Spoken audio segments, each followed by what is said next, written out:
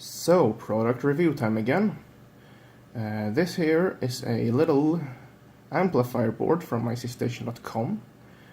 It is a TPA3116D2 based thing, which is a stereo Class D amplifier rated at 2 times 50 watts, which it does do. We'll come to that in a minute.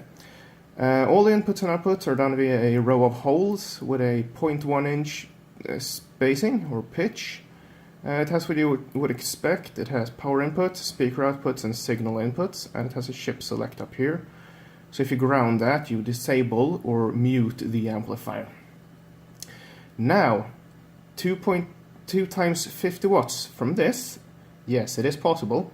However, it does come exactly like this, which is an issue. It doesn't have a heatsink. As it stands, you can't really do more than, let's say, a total of 4 watts out of this before it overheats and goes pear-shaped. So you really need to put a heatsink on this.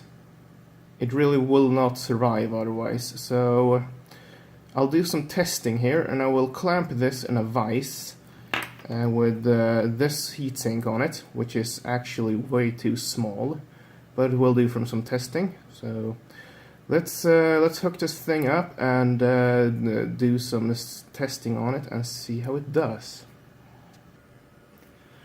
Okay, so now we have the amplifier here clamped in the little bench vise. It is being clamped because I have to get that heatsink on there.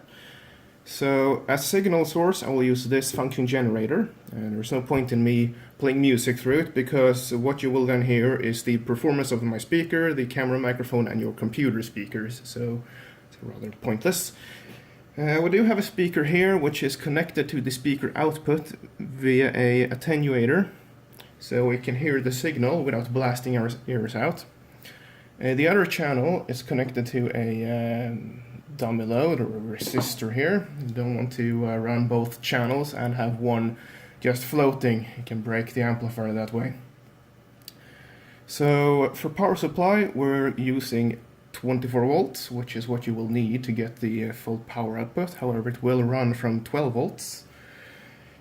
So let's hook the power up and see here. Right, so we're having a 1 kilohertz test on here. Let's see if we can get closer to the power meter here. Now we are on the 0 to 100 watt scale here. This is only one of the channels, so this will show the output power of 1, which would be close to or around 50 watts. So if I turn the amplitude up here,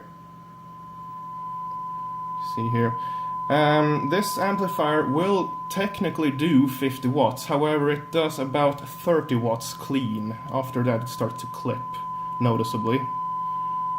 So that's 30 watts there, or just about.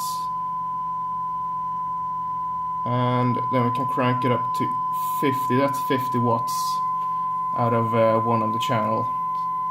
And I don't know if you can hear that, but we are getting some overtones. It's not brilliant, but it does work. You can actually go further, but then it's really starting to clip. And starts to smell of warm components.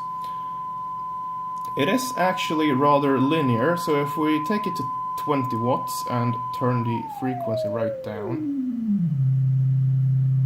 that's about 200 hertz. It's still 20 watts, so if we turn it all the way up,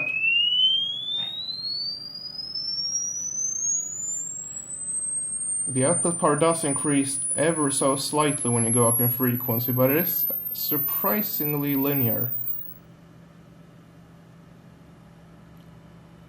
Right, so that is about 20 kilohertz. And it is outputting about 25 watts. So we're going up a few watts. But it's not bad. Right, so conclusion then. For an amplifier that costs, what is it, $4? It's not bad, but you really need to put a heatsink on it to run this thing with any kind of output power, because you are going to really fry it otherwise. So, yeah, it's a decent amplifier. Yeah, Totally. Could really recommend this. It's not bad. It does sound decent, actually. So yeah, it's pretty good.